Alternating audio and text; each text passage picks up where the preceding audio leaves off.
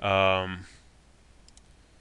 we can see here is with the 22 network, when split horizon was enabled on the interface, what we're seeing here is router 1, from router 1's debug information, router 1 was receiving these updates right away when we added the 22 network. And then you can see here that it was trying to send this version 2 update via its multicast address back out the same interface in which it was received upon. But then what you can see here is we get this command here within RIP output saying building update entries and then suppressing null update. So what I'm guessing is going on here is that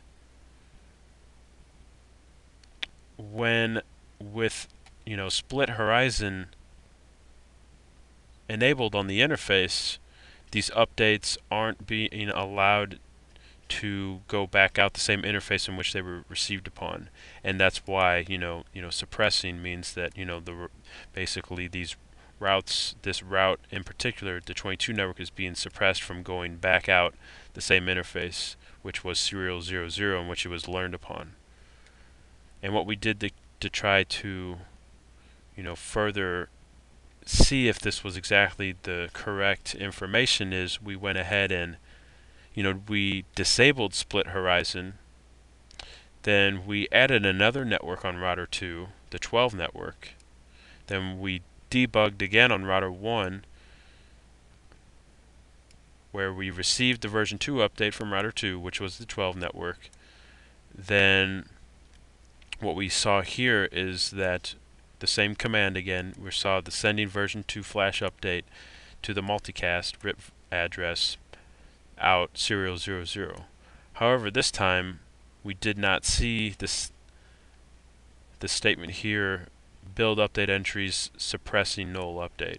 What we saw here is just build flash update entries.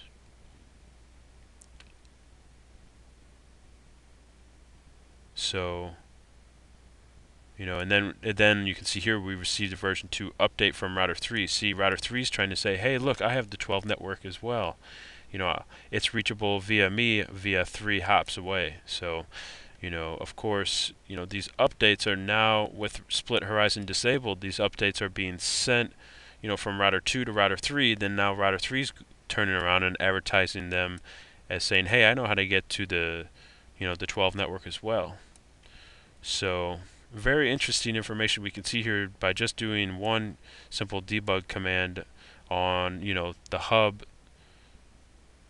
router here in our RIP split horizon lab. So again, as you can see, these updates are being suppressed when split horizon is indeed enabled, and then when split horizon is disabled, which is the default with RIP, on the physical interface here in this frame relay non-broadcast multi-access network type, you can see that these networks are being allowed to be sent back out the same interface in which they were received upon. And then you can see here router 3 is going around and trying to advertise it, the 12 network as well.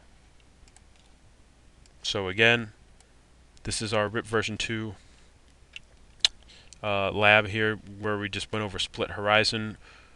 We pretty much broke it down. We showed you how you can take a look at it and monitor it at the interface level. And also we went ahead and advertised some networks into RIP, and we just watched the behavior of RIP.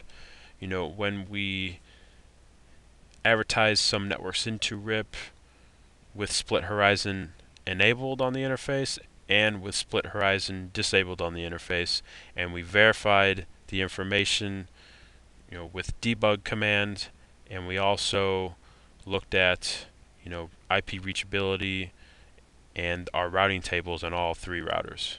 So I hope you guys have enjoyed this video, and I'd like to thank you for watching.